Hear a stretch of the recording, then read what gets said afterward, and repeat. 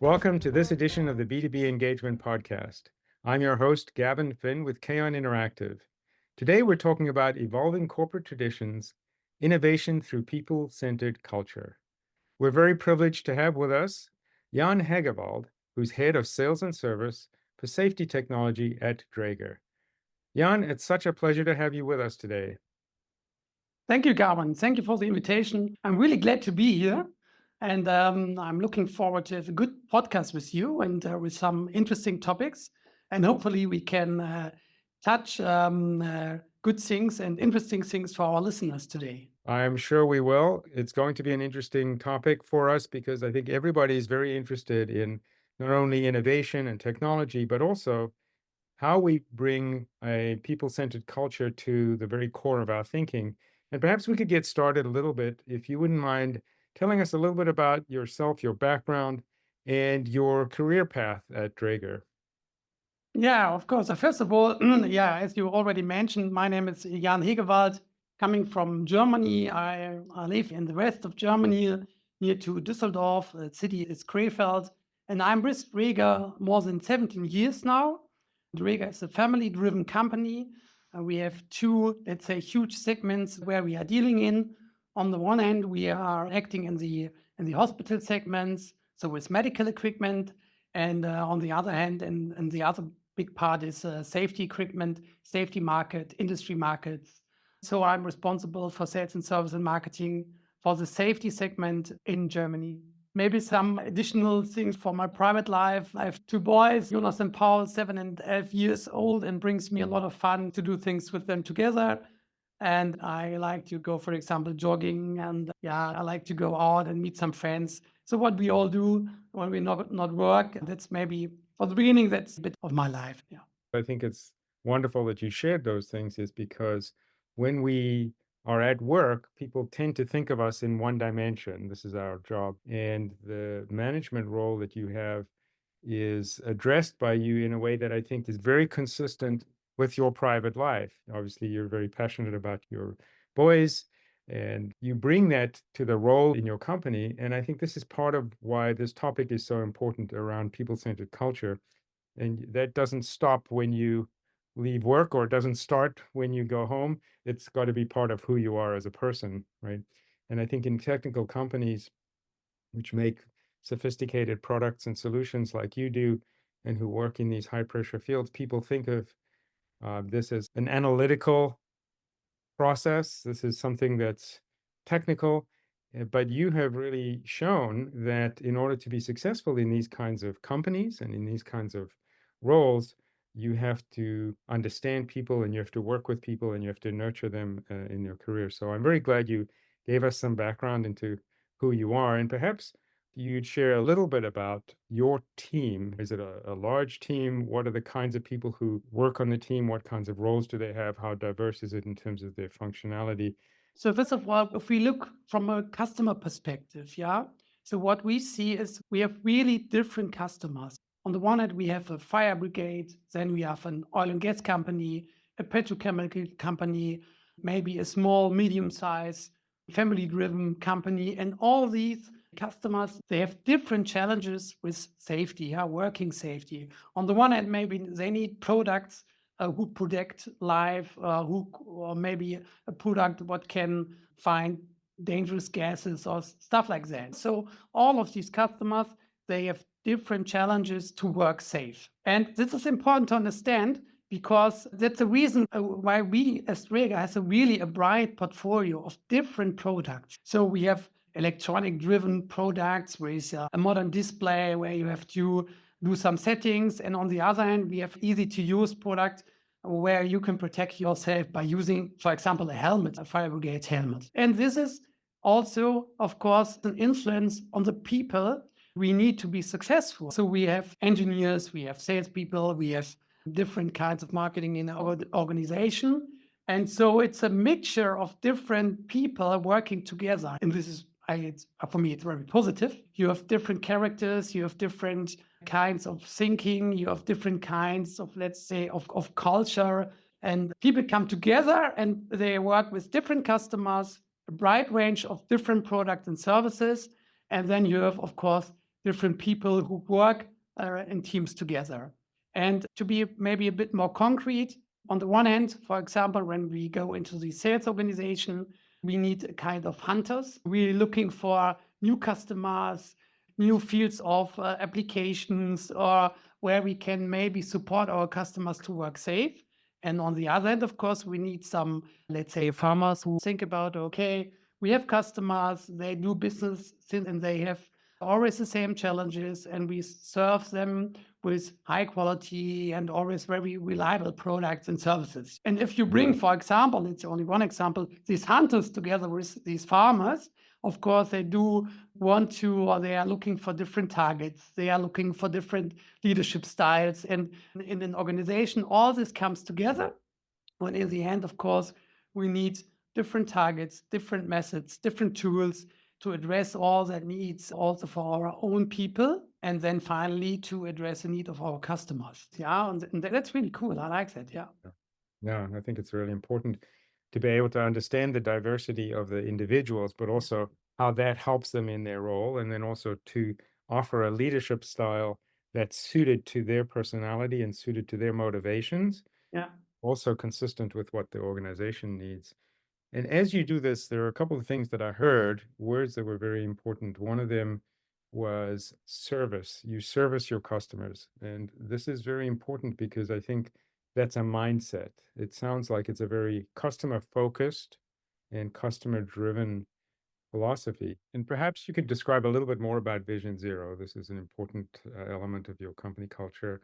And maybe just describe it for those listeners who are not familiar with Vision Zero. Yeah, so Vision Zero means that we believe and that we want to develop a culture together how to work safe. Yeah, so we are not accepting any dangerous works. We are not accepting any accident, of course. And my target to bring the organization in the way of thinking safe, yeah, of working safe, of taking care of each other. And that's a long way to go. Yeah. And maybe it sounds a bit crazy for someone who said, okay, but I have some tough targets. I have to achieve my sales volume. I want to improve my EBIT by 1% each year. Yeah. Of course, it is also very important to have such targets. But on the other hand, it's also something you have to do with image, with that people wants to work for me because they feel good.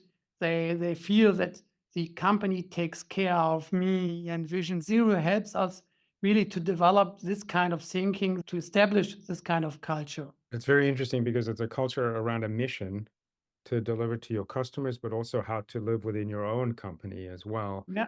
And every time you think about improvement towards an objective, the objective, as you said, may never be perfect or never be perfectly achieved, but you're always striving to achieve that. Yeah. But your products and your solutions in this environment continue to evolve, and you have a tremendous amount of innovation in your company.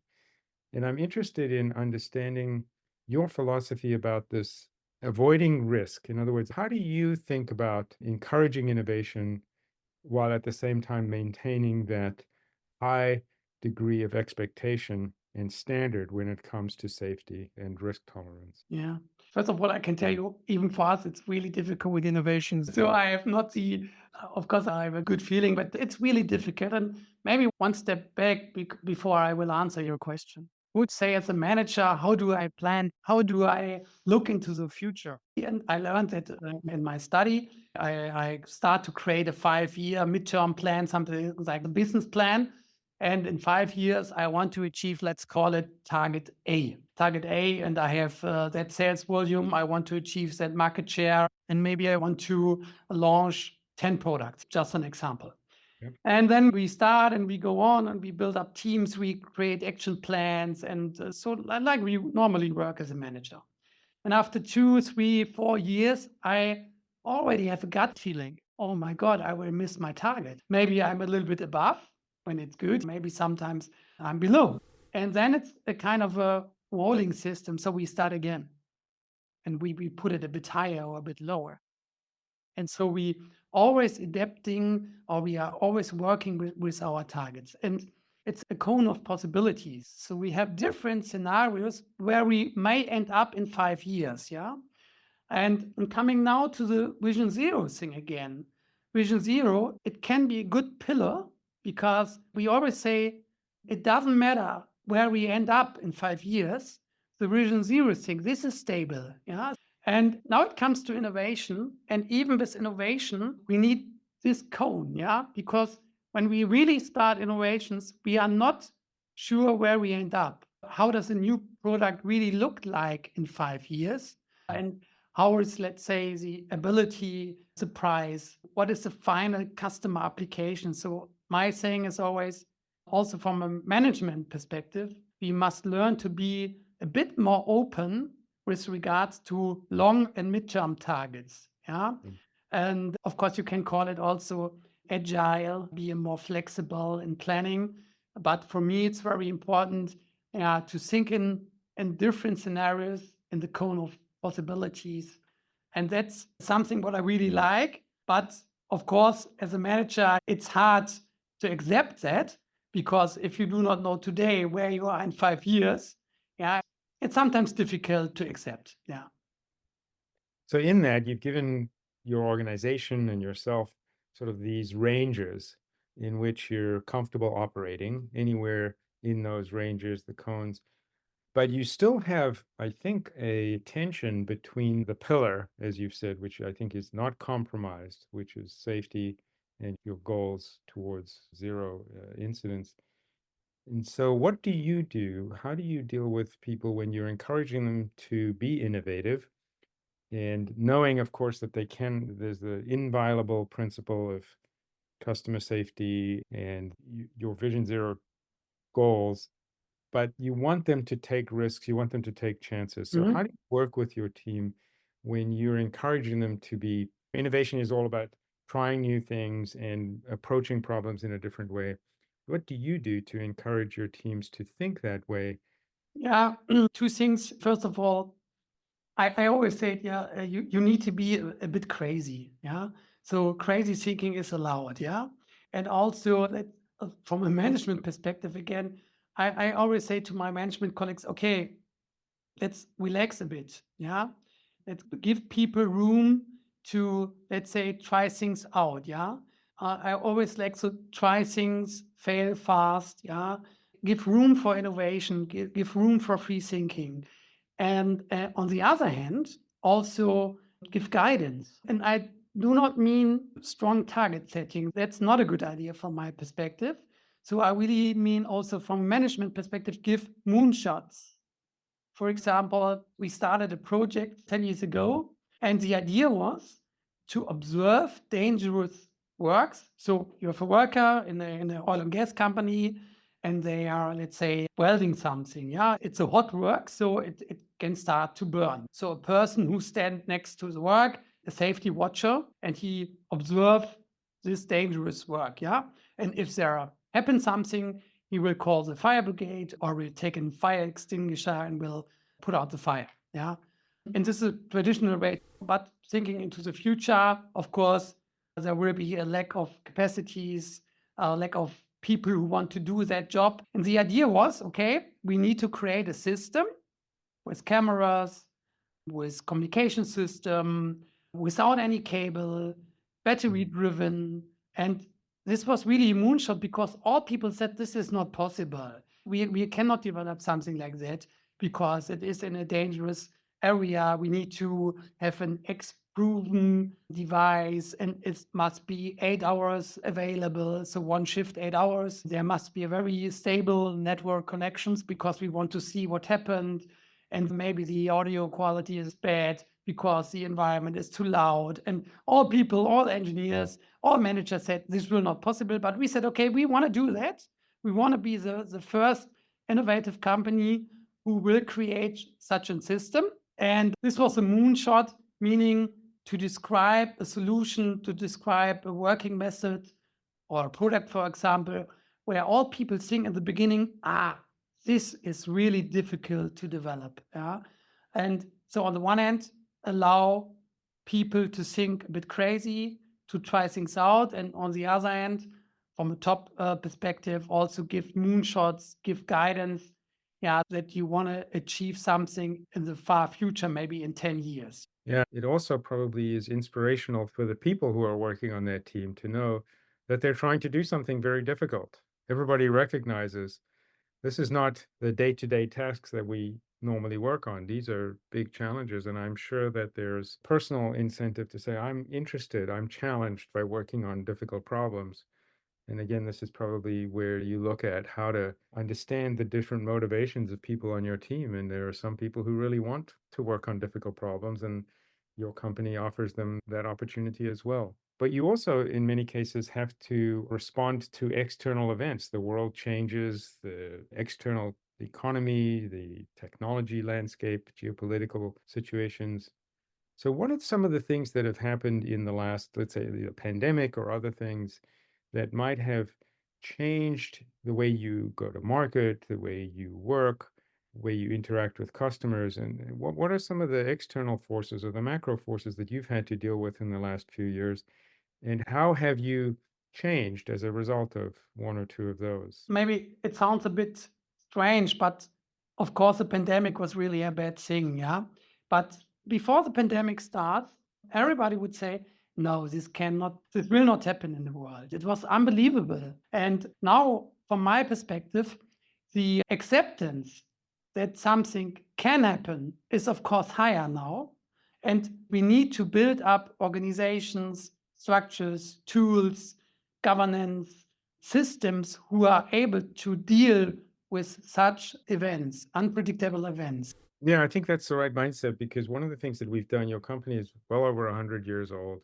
And one of the things that, as you were talking about this adaptability and flexibility, is that the sort of the shock to the system that we've seen, both because of the wars in Eastern Europe, in Ukraine, and also the pandemic and some of the economic challenges that have happened in the last 20 years, all of those things have contributed, I think, to our understanding that building a process and a system and an infrastructure now needs to be thought of completely differently because we have to design those to be changed. We have to design them to be flexible.